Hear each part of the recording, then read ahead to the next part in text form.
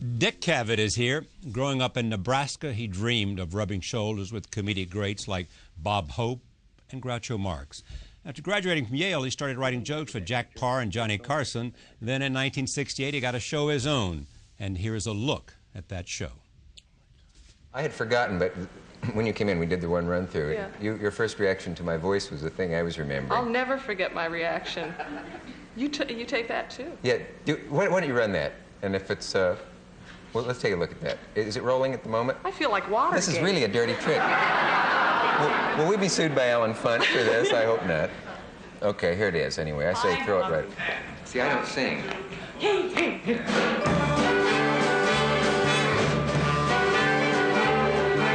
A fine romance with no kisses. A fine romance, my friend, this is. We should be like a couple of hot tomatoes. You're as cold as yesterday's mashed potatoes. A fine romance.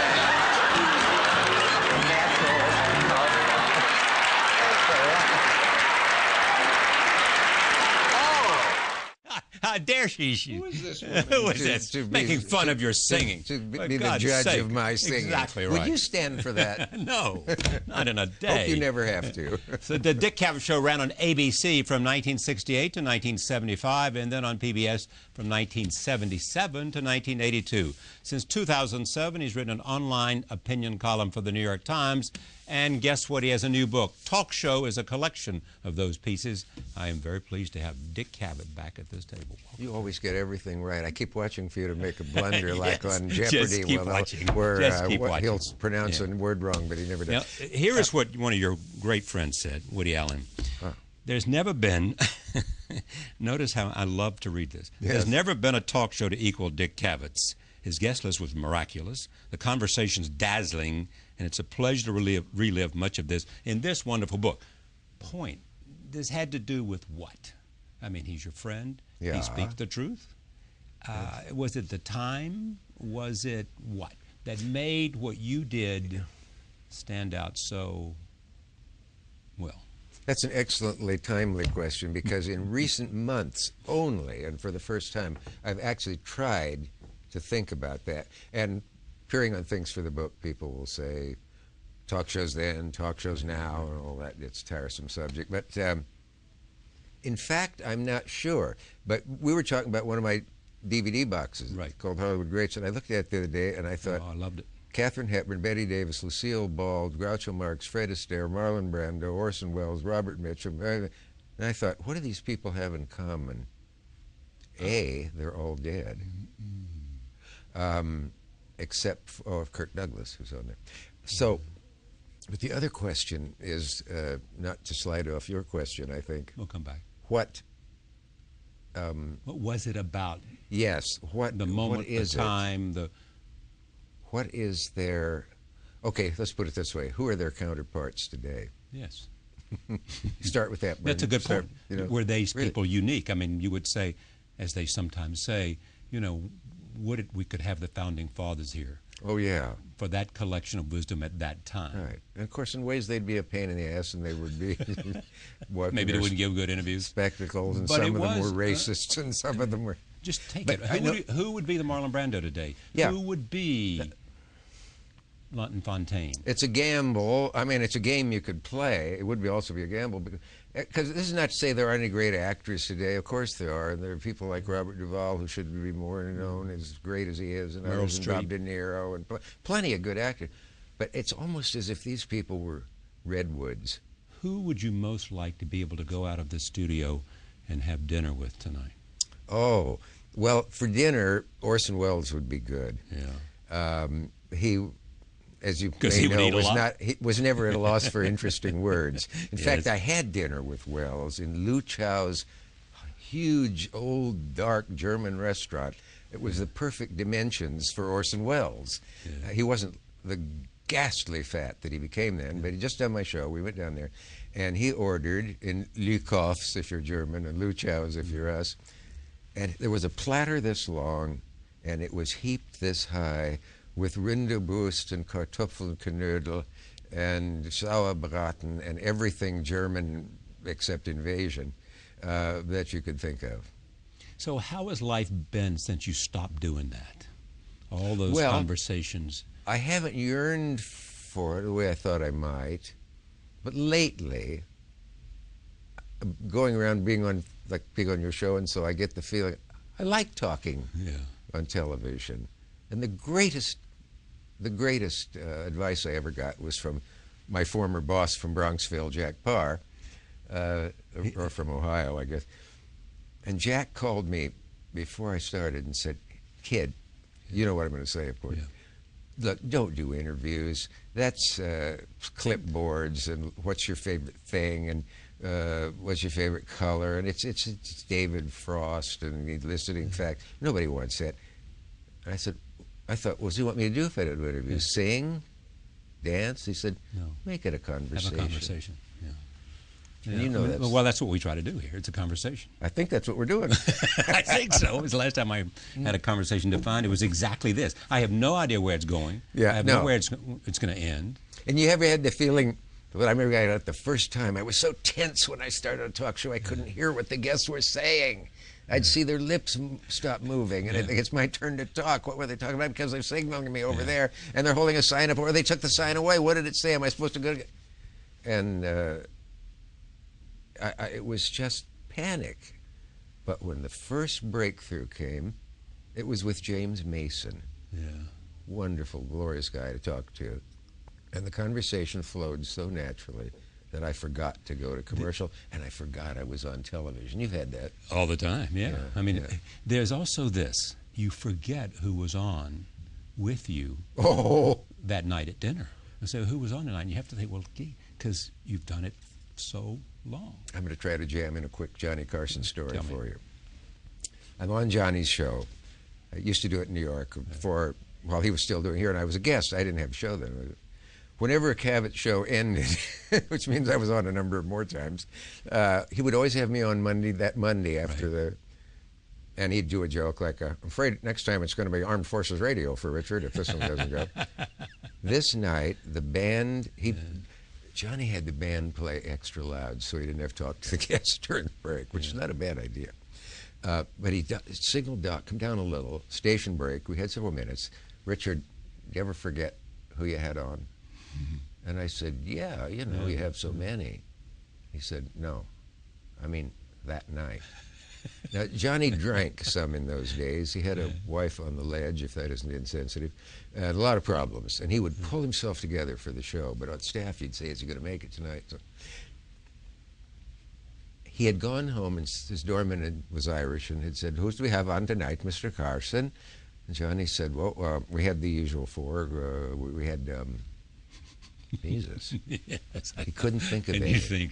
And he went upstairs, and he still couldn't think of any. And he was sweating a little as he told me this. And I liked him so much that I wanted to help, but I thought of something. I said, oh, my God. I came home one night after a one-person show, and somebody in the apartment said, how'd it go? And I said, fine. They said, who was it? And I said, sat right there. Oh, my God, they sat right... Maybe 11 minutes to come up with the... easily forgettable name, Lucille Ball. You can believe that, though, can't you? Yes, I can. You know what I think it is? The you that does the show is not precisely the you that goes home. I know you say that, but I don't believe that. I think, well, you may not. You may be an exception, but... Yeah, but because you think that the person who does the show is what? Well, the person who does the show has access to what Mr. Brando called automatic pilot, that gets you through when you're in trouble, that gets you through even when you're depressed. And you can watch a show that you did when depressed that you hate to watch because you know they were going to come over while you're doing it and say, you know, we'll take you away now and we'll get Mr. Olivier back some other time. And you watch it and you're fine. And I said to Mr. Brando, what is that? He said, oh, it's automatic pilot. We all do it. But I can see why you'd ask the question, because I don't think there's like, you don't put on a personality and a funny hat to go on television. No, and I don't do a stand-up, and I don't do all those other things. You know, I come in basically. You've dropped the makeup and the Japanese fan and all of that stuff. Groucho meant what to you? Everything. Everything. Well, let's say the most. Because you told me a story you set down about a letter from his daughter. Oh, dear. Should I tell that for the Yes, lucky please. viewer? Yes. The lucky viewer. We can't keep these things to ourselves, That's Charlie. right. I got a letter from Miriam Marks, Groucho's daughter. She was 81 at the time. She apologized for not thanking me for writing an introduction to her dad's book called Love Groucho, Letters from Groucho Marx to his daughter at school, away at school. It's a wonderful book, not well known, worth getting. And she said, you wrote the introduction, and such, and I've been drunk for 15 years, and so that took up part of the time I should have thanked you. She's very forthright about that sort of thing. Then my eye dropped to the 6th line from the 2nd line and picked out, my father thought the world of you. Made your day. Say something, Charlie. He's getting to me. It gets to me every time I say it. See, when I was a kid, we went to it does Hollywood. get to you. I mean, that fact that he cared about Yes, a close-up would show me lacrimating ever so slightly. you. A bit under the... Yeah, well, it kicked me so I can get back. As a kid, we went to Hollywood, my parents, and I went to California to visit friends. And I was 10 or 11. I went to Farmer's Market, bought a chicken leg at that stand amongst that mob of people that are on all those stands. And this woman had the poor taste to say, hey, kid, you should have been standing here 2 minutes ago. Groucho Marx was standing right where you are. And my heart stopped, and I just thought, well, there is no God. If I hadn't stopped to pee or buy a paper or something, I would have met Julius Marx, better known as Groucho, and now I never will. And you did. And decades passed, but I did. But was it celebrity that you loved? In other words, was what you wanted to be and to do was to be a celebrity or be with celebrities? Another tactfully good question. Yes, I confess, maybe here for the first time in public, that I wanted fame. I had some idea what it was, because, believe it or not, in Lincoln, I had met Bob Hope. Yeah. He came there to do a show one night, and he came down the steps afterwards, stage door, and I had run around there, and I said, great show, Bob, and Bob Hope said, thank you, son. And you said and thought? Well, 35 years later or whatever, I told him that story, and he said, hey, was that you? That's good. And of course, I told all my friends at school the next day. I was chatting with Bob Hope the other day, having said. But did you? So once you got the opportunity, you got to New York, you after Yale, and you got an opportunity to write a couple of jokes, which we all know that story, for Johnny, or for his monologue. Yes. Yep. Was it? It was Johnny first. Was there something? Well, Jack was the one who was the reason you're not talking to an empty chair here. Because it was Jack that I took the monologue to as a copy boy and inserted it into his hands, and then it stayed on for Johnny. Right. Yeah. But when you said, it got to me there, when you said, was it celebrity that I wanted, which is not include any individuals, just celebrity, I confess. It was fame. There was something to that, because I saw people look at Bob Hope as he came down those steps, and somebody go, look, there's Bob Hope! And I thought, since I'm a little awkward with girls and never really at ease in high school with the real big wheel girls and other people, and I don't always feel comfortable, and not as uncomfortable as Johnny always did, but in conversation with people, wouldn't it be great if you were so famous that you didn't have to worry about that? And well, you got that, didn't you? Yes, and someone might someday say, there goes Dick Cavett. It would be silly of them to say it now when I'm 11, but but later, I'm afraid I have to plead guilty to a little bit. What is it that you most like to hear from people today about, the work you did? There's one specialized thing, but what one is just the congratulations of saying, I just like your work. You have given me so much pleasure. That's nice to hear that. And I can't tell you. And then they'll say that show with Groucho, that show with Hepburn, that show with Robin Williams, that show with whoever. And it's nice that you made somebody laugh. It's nice when they write a letter saying, my dad, who was in the hospital, hadn't spoken in weeks, and we got him a TV, and he got to see you again, and so on and so on. But Charles, maybe the best one is having talked about depression. Yes. I was going to go there, but I was going to build up till I got there. I always know where you're going. Yes. I talked. So transparent, aren't I? The people at home, he did not hold the card up saying depression. No, he doesn't. That wouldn't work too well. No. Anyway, I did that on Larry King, and I did it on, and I was in danger of becoming the poster boy for depression at Yes. one point, and my doctor even said, you don't want to do too much of this. Yeah. But when the first person says, you saved my dad's life, or you kept our daughter from suicide, and it's that thing about celebrity, people would say, God, if it's okay for Cavett to have it, or Rose to have it, or Jane Pauley to have it, or even Sinatra, who never Or did Mike it. Wallace, or Mike, yeah. Maybe then I should get help too. it's a Betty Maybe. Ford syndrome. Yeah, I guess that's what would be a good thing for it. Yeah, but I've saved a few letters that are touching to read. But back to depression. Yeah, for some more laughs. Yes. And so, how did you come to grips with it? I didn't come to grips very well with it. For a long time. The most dramatic thing was I went as long as I could in the worst session, and my show went to London, and I went and got on the Concorde and fastened my seatbelt and thought, no way. And the stewardess looking at me knew. It's interesting, she knew, and she said, you want off, don't you? And I said, yeah. And my staff came back. And I went to Neuro 12 in Columbia. Right. By the way, who's who have been in Neuro 12 in Columbia, but we have confidential things in this world. But is this something that you live with? Is this something that is there all the time, but you have come to grips with the recognition that you have this? I think it was the latter. Yeah, I think it had always been there a little. I remember years of doing the late night show in which I'd think, I'm in this thing I get once a year that I then called my dull head period. It wasn't full-out depression. I wasn't on the floor under the bed or unable to eat. Yeah. But it was just, I'm here with Ethel Merman. I remember this one. We're singing out, there's no business, full out.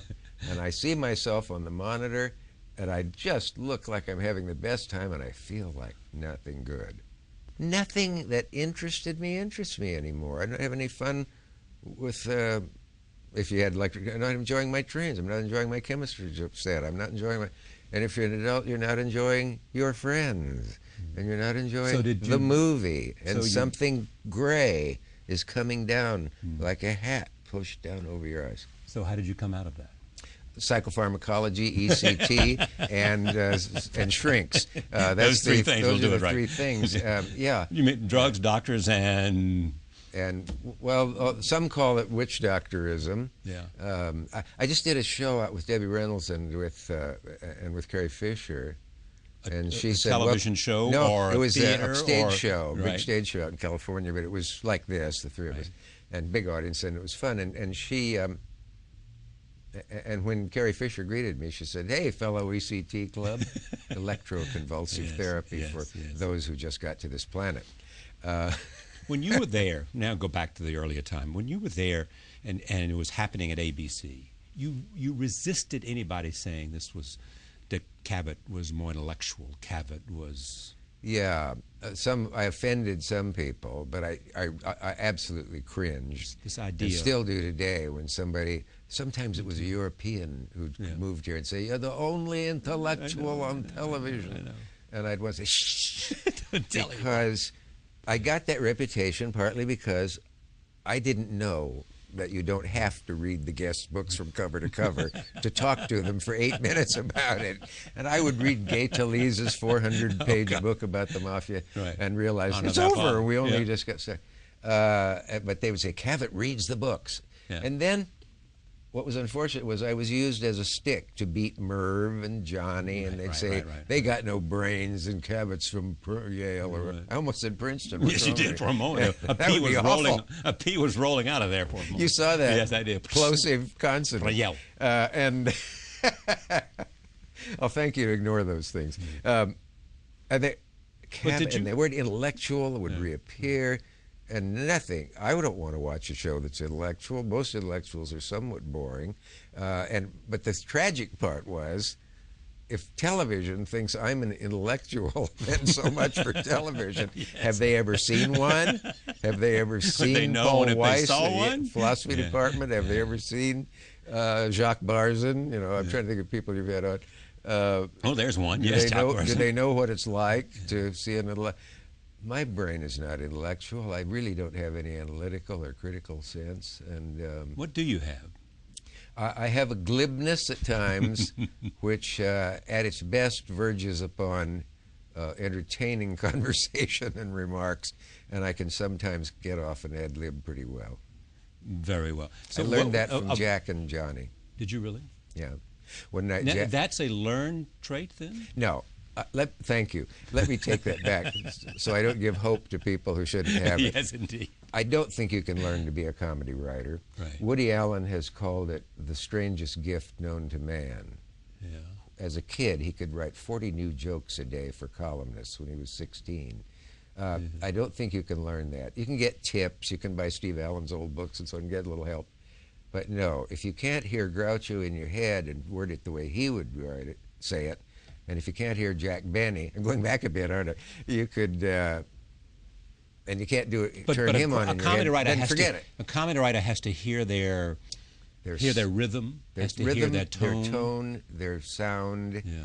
Groucho's sound was so in the public ear that when he said, "Well, you certainly could have fooled me," it would get as huge a laugh as when he left a party and the hostess caught him leaving and he said, "I've had a wonderful evening, but this wasn't it." There are thousands of these stories in this book.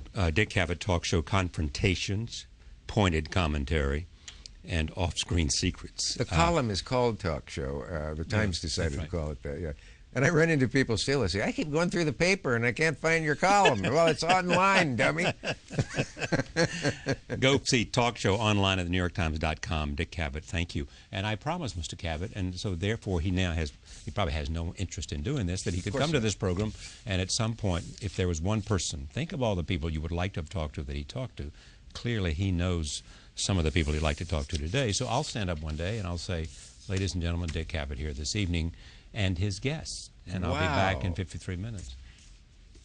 You may be my best friend. I may be. The position is open. Indeed. Dick Cavett Talk Show is the book.